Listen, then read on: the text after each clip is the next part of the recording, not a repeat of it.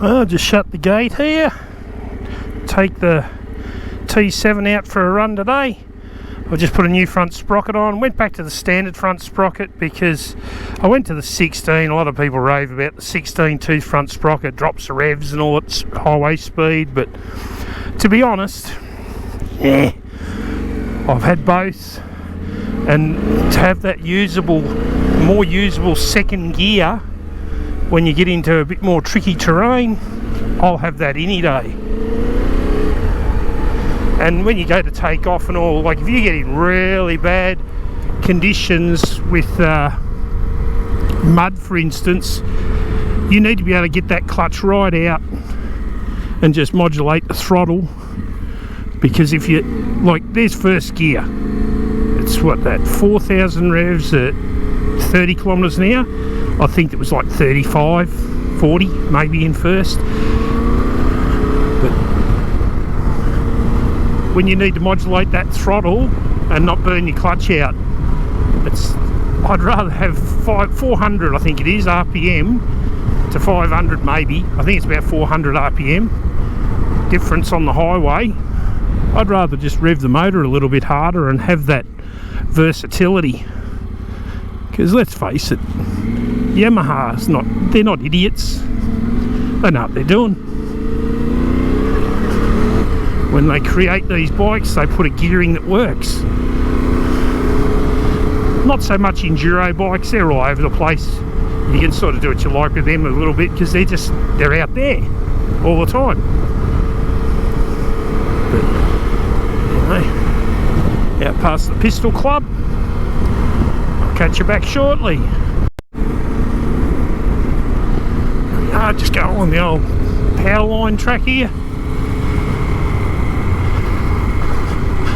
Noticeable going back to that gearing. Oh, huge difference. I just remembered something then. Better turn off that bloody ABS. You cannot do anything without it. God, it's all this modern technology can be really annoying. Like, I was looking at the new 1300 Beamer reviews I've been seeing online, and there's so much tech going on. How can you concentrate on where you're going? You're constantly looking at the dashboard, and then it's got, if you turn things off, it's got all these blinking lights blinking at you all the time, saying, oh, it's off, oh, don't kill yourself, oh, don't kill yourself. Boggy in there. It's drying out though, the bush.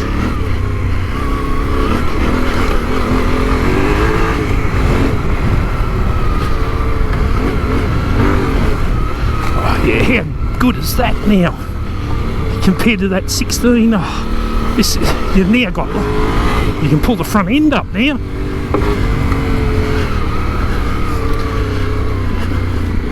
Cares about a few RPM.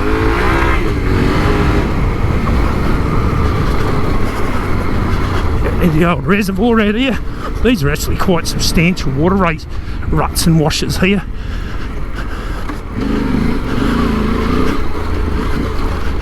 The suspension. Shout out to Chad's Off-Road, seriously. He knows his stuff. He did a great job on this.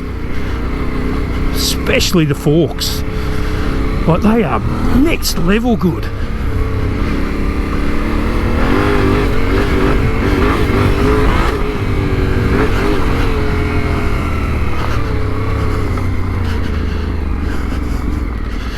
Drop down through the gutter.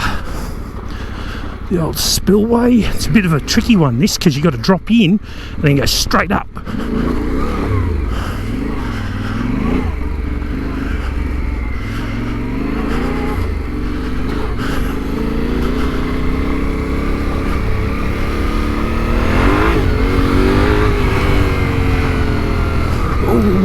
Ooh, glass bottle there. Hope that didn't nick a tyre.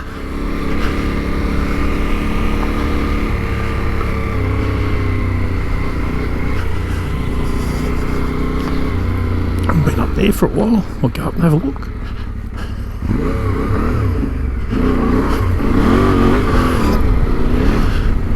So even doing a little C-turn like that now,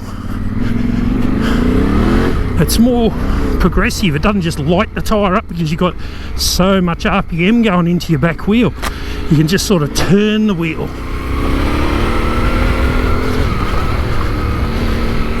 I thought this went further than that. Oh well.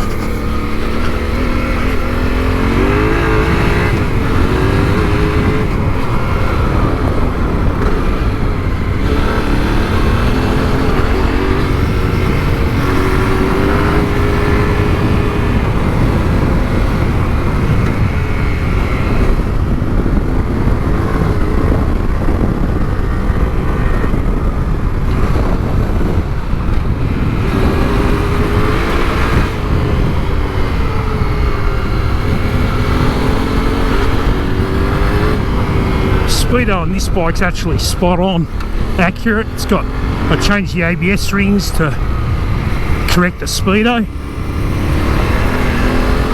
There's a lot of people out there running T7s around on YouTube and all, and I look at the RPM and I look at the gear they're in and I go, yeah, that's 10k out.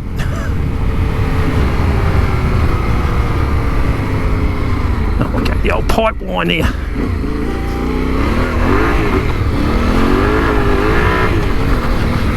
Got a pretty much knackered crew 4 on the back of here, and believe it or not, it still actually does something. Like normally these big adventure tyres, when they get down a bit, they don't do shite, but this one seems to be still doing something, which is really great.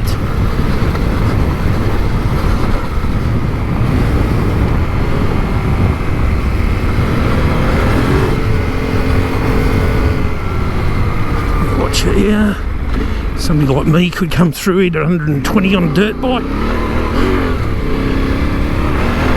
These are quite steep, some of these.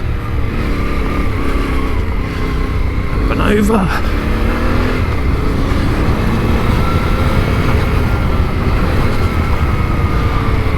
Righty.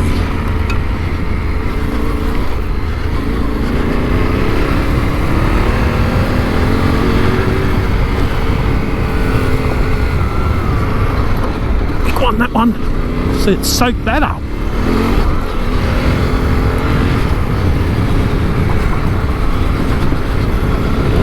People spend thousands on that rally raid suspension and for these things, and it just doesn't need to be done. It just doesn't work any better than this. You just get somebody that knows to put the right, what spring rate to put in and how to put a decent set of mid-stroke shim stacks in, and some good valving, and your front end works. See that? Only clunk you'll hear is I've got a linkage guard on the back, and any clunk you hear is actually just that plastic linkage guard slapping the bottom of the shock absorber and link, doing its job. Keeps all the mud and crud out of all in your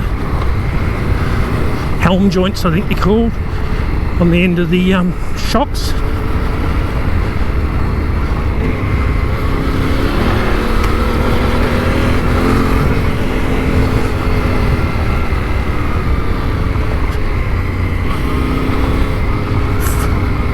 One thing about riding around this place, there's not really a hell of a lot of really tricky, gnarly stuff to do.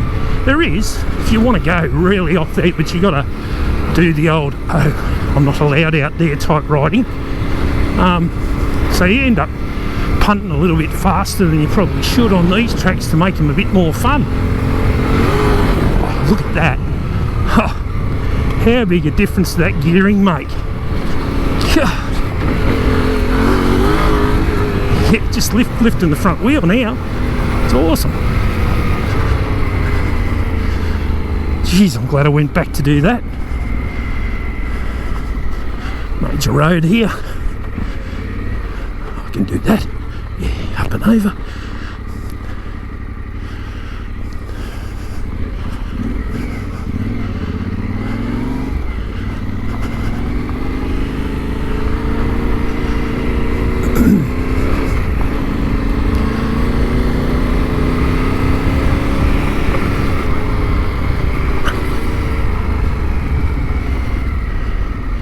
Yeah, I'd thoroughly recommend these tyres to anybody that's got a bike like a T7 or something like that. They're right in the ballpark for price.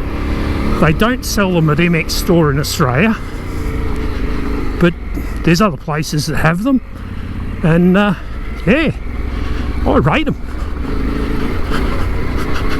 I've had the Tractionators, and these are better. These are just better.